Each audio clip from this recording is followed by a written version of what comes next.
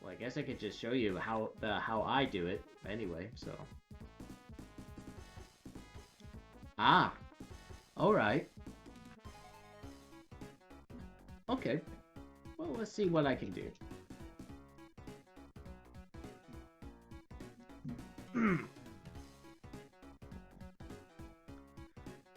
I need to get my bearings going. So um, let's see. If you want to make a new game or like from scratch or anyway, or if you want to use like pre-built assets, like I said earlier, you just let create. Well, actually, it might be a little small to see from here. My bad. It might be hard to see it because it's a it's a pretty large screen, and I'll see what I can do. Yeah. Oh, I guess not. Maybe. Well, if you can see it, you go to File, Create, Create New Empty Project, or New Project from Template. But if you want to get a head start or want to use a template, we'll select this one.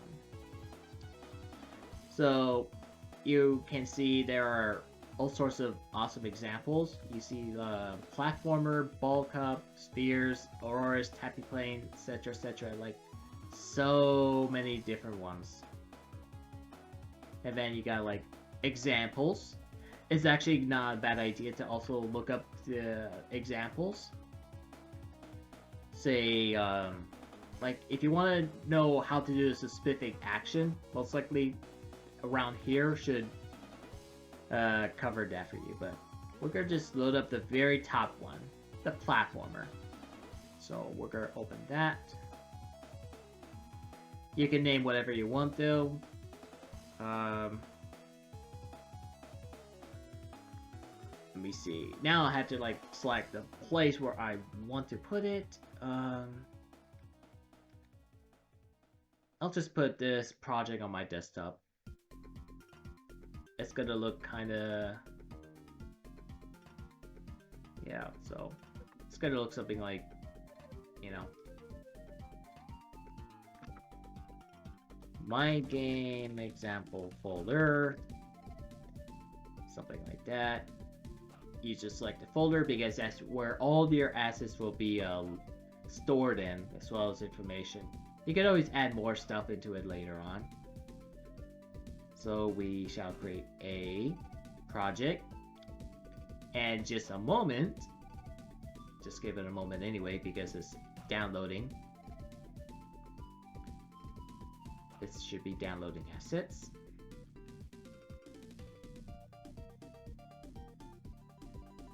I kind of was expecting it to be a little bit more immediate, but I guess, you know.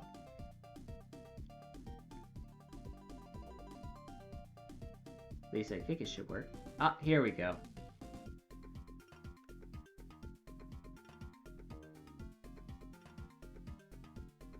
Alright, here it is.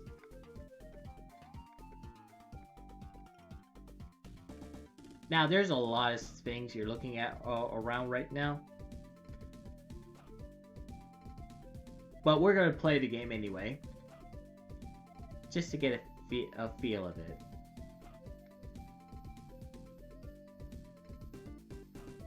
And yes, there are sound effects.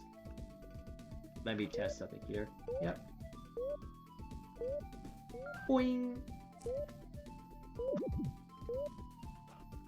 You can climb up ladders, hop on one of these. Checkpoint! Boing! Yay! And I made it.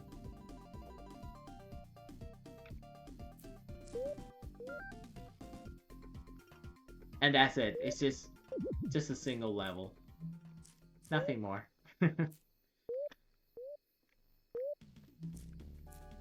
Now, making a 2D side-scroller is actually fairly straightforward. In fact, you can even get a very basic one in about an hour at most, if not less. You got the highest number of points. Whee! Alright.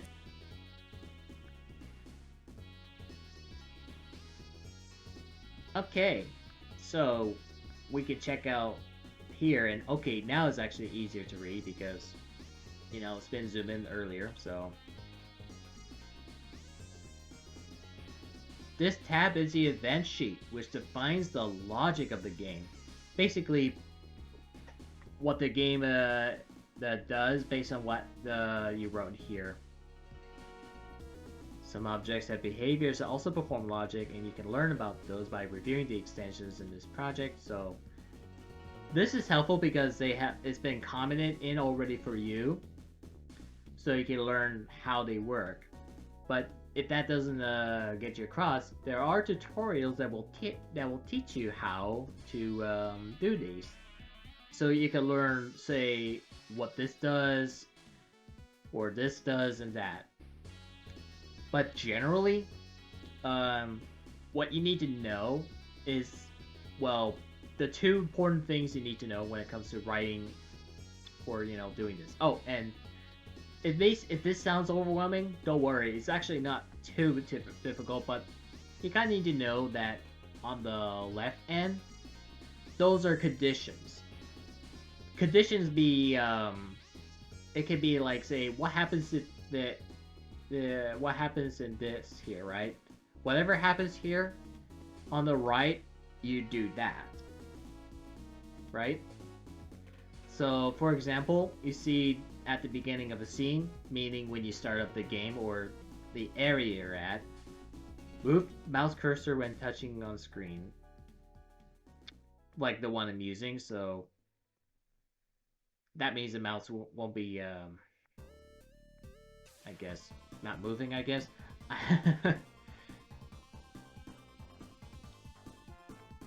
If the device is being tested on the touchscreen, like your Android or Apple, then it will just activate this here, for example. That, of course, is a condition. If it's not true, it won't happen. That's all you need to know. Of course, you can do it. You can also just invert it, right? In fact, I kind of wonder, what happens if I do that? Well, maybe nothing particularly special, but maybe there's something in there that triggers it or breaks it, right?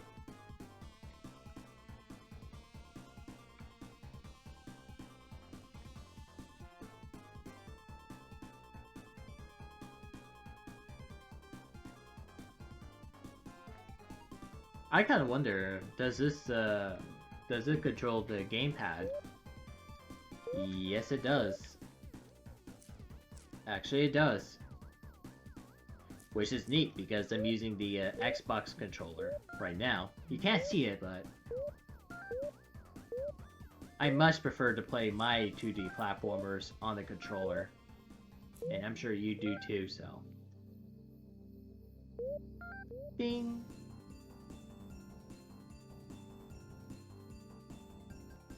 Alright.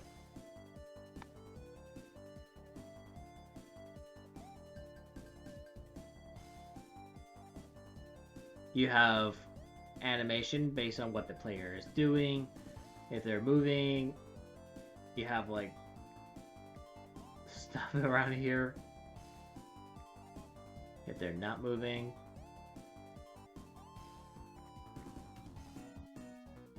Yeah, again, there's a lot to look at here, but that's normal. You're looking at it.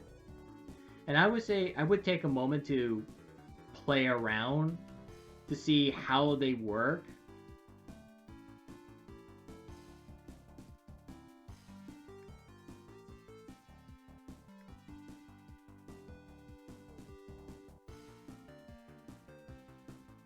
It's also nice though that you can even create your own folders to make things easier to, you know, sort of out.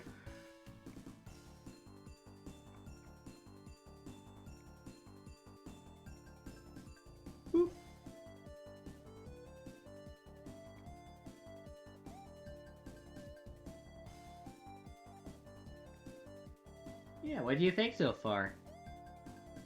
Oh, if you ever wonder what how they're being made, I'll just click on something random.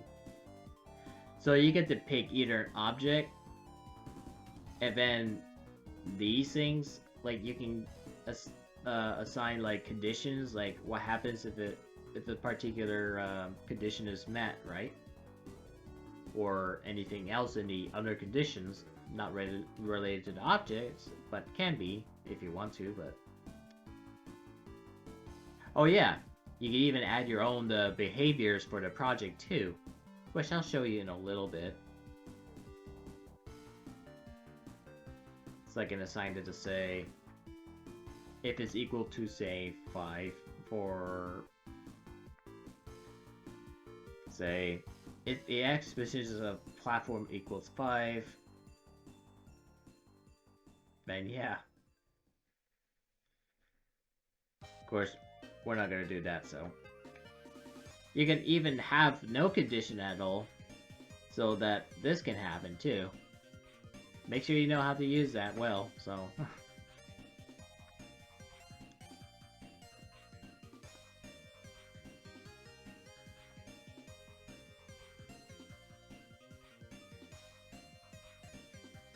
Here's where you can store animations for the said object. The behaviors, if you install them for the project, you can add them on here if you want to. Right now, this one actually comes with the platform object. Very good to have if you want to just create like a quick and simple platformer-ish game. And it has all the elements you needed with not too much coding needed at all once you do it, but everything here is taken care of for you. You can even tell it to grab on ledges if you want to. You can even go for platforms, slopes, ladders, gravity. Yeah.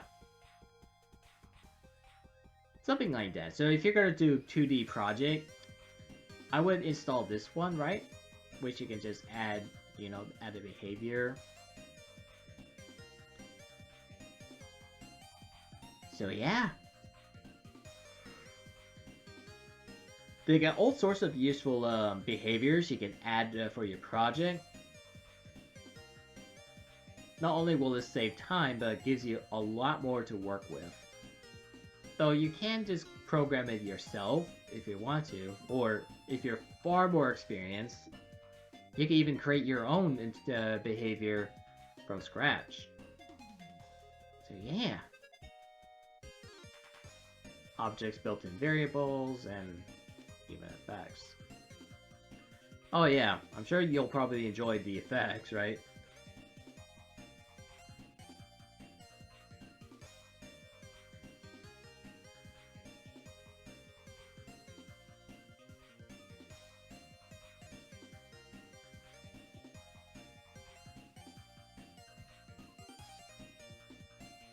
Let's see what happens if I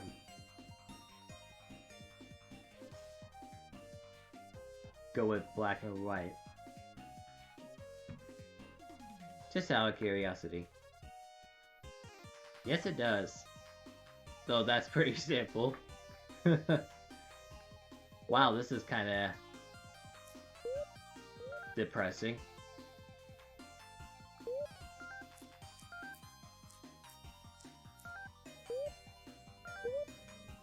GDevelop is more capable than you think. It just takes time is all, so.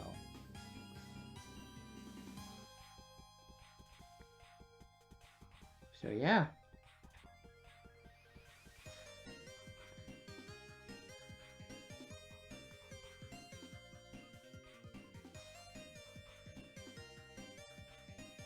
I don't like this enemy. Let's move this guy somewhere, let's see, here. But if we want to, we can be a little trollish and add more monsters. Blah!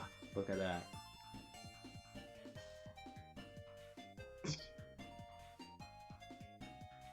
It's super easy, you just drag and drop, right? Ding! They can be killed. Oops.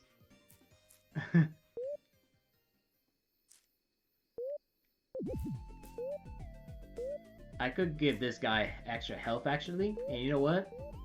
Maybe I'll do that in a little bit.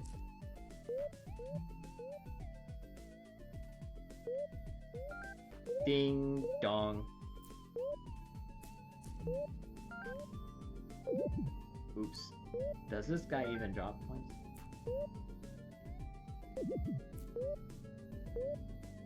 Whee!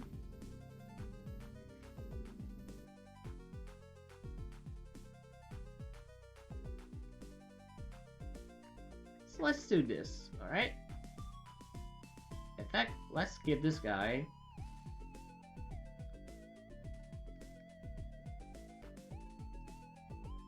a new variable. I'm sure by now, unless if you don't know, a variable can store just about anything. It can be either a name of the variable, a number, true or false, or other properties. But we'll keep it simple, we'll just go by number, right? And we'll name it health.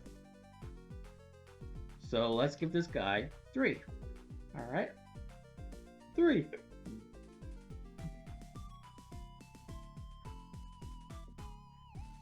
Now, I'm gonna have to find...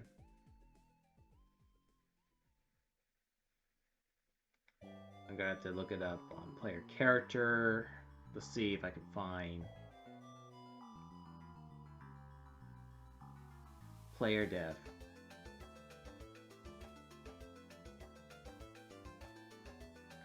Monster enemy. Maybe here. If players collides with monster.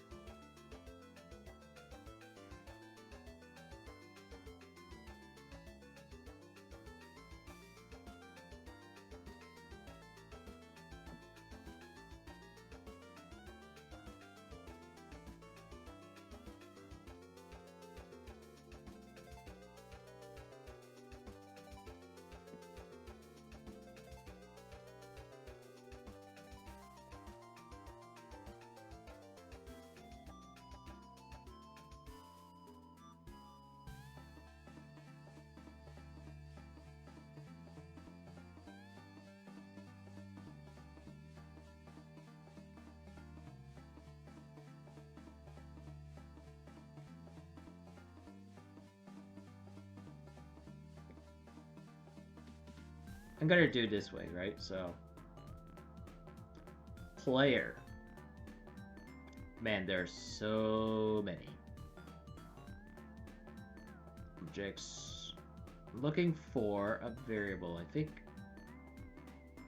it's pretty small on my end. So, value. Right here.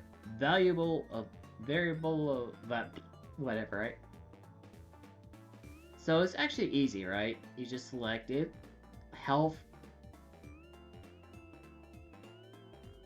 If it's greater than, say, 0, which means, you know, as long as it's... We are gonna change that and drop it to just 1. Though I guess in this system, the player can technically die very quickly, but we're gonna add something else to give the player a chance.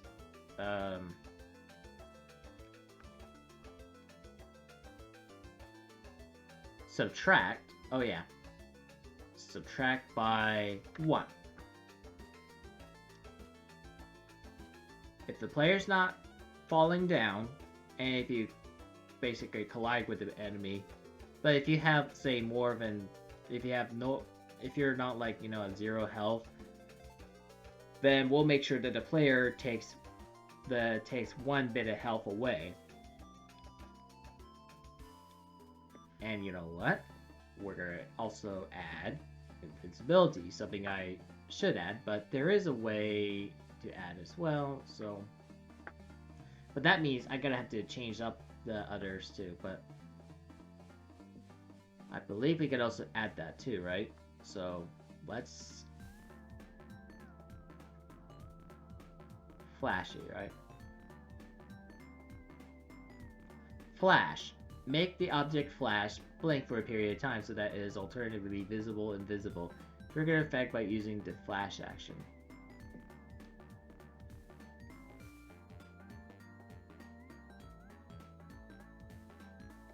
Blink. Now it should be timing. Where is it? Is it up here? Yeah, we'll go with that. Let's set it to just like 2. Okay.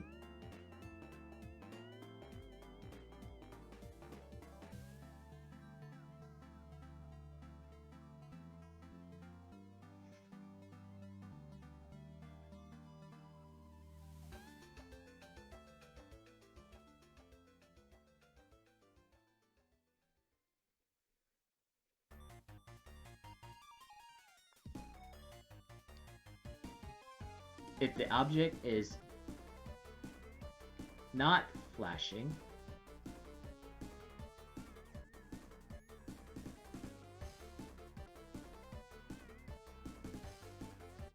and then when the player takes a damage, we also want the game to flash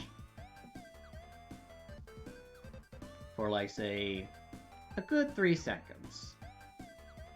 Plenty of time to make a run for it.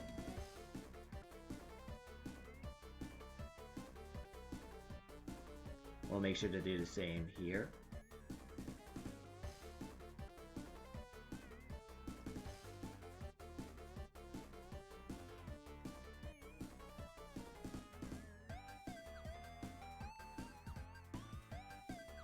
So I added not just the not falling, but also flashing, and if they don't have any health left.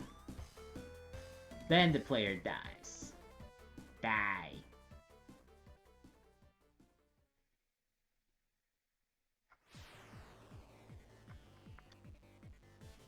Player character.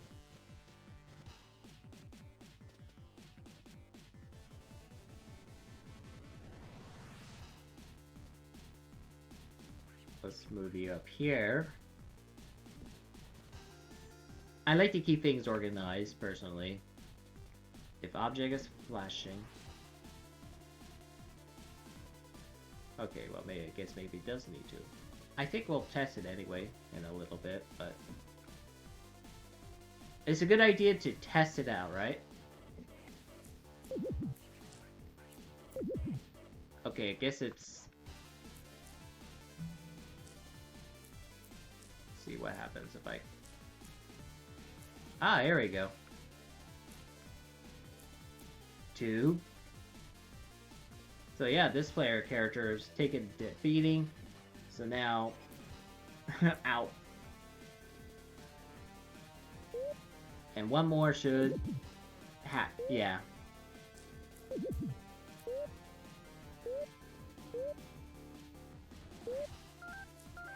I know this is just a rough idea.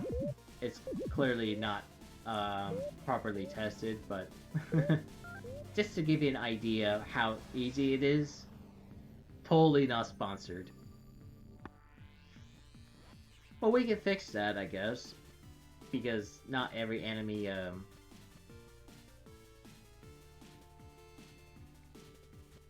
you know, applies.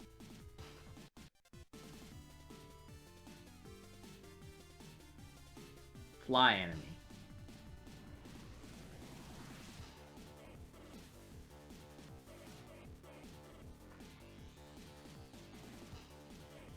We'll just copy to save the time.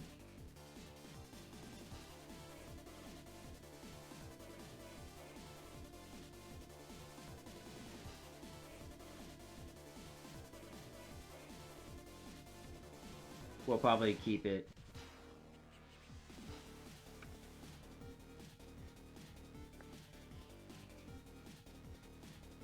Variable health greater than, say, 0.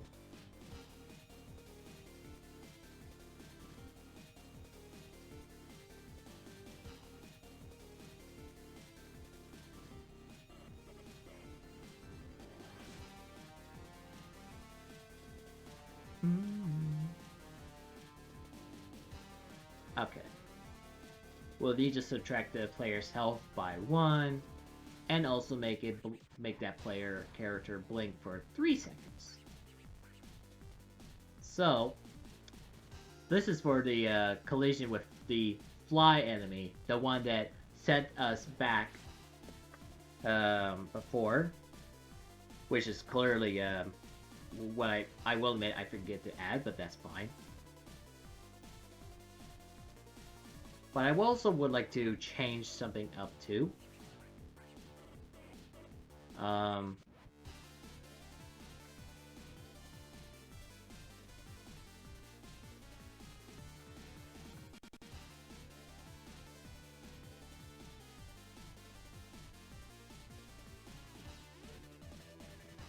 Let's see if I can find... okay.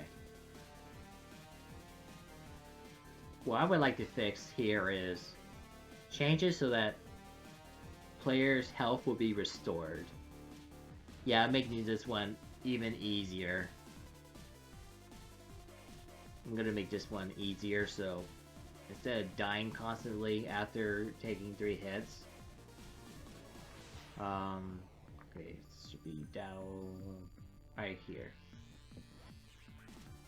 Health. Set to 3. Now we're going to test her once again. So now, I should be able to survive. There we go. Take that. I'm stronger now. Oops. Actually, what happens if I touch it while it's lit? I probably haven't tested that too. Yeah, okay. But to be fair, I would say it's probably more lethal that way. Also, I get my health back every time, you know. It's more dangerous when the enemy is lit, so that's not to touch them, so. Boing! Oops.